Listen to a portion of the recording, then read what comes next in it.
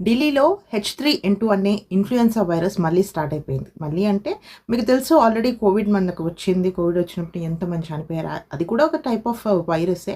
So, virus అనేది ఇంకొక bacteria, ఇంకో వైరస్‌తో కలిసి రూపాంతరం చెందుతూ ఉంటుంది. అంటే వేరే వైరస్‌గా రూపాంతరం చెందుతుందనమాట. ఈసారి H3N2 వైరస్‌గా రూపాంతరం చెందింది. అయితే ఢిల్లీ, నోయిడా, గుర్‌గావ్ ఆ సైడ్ నార్త్ సైడ్ మొత్తంగాను చాలా మందికి 15-20 రోజుల వరకు కూడా fever, cold, cough, shivering, dehydration ఇవన్నీ కూడా ఉన్నాయి.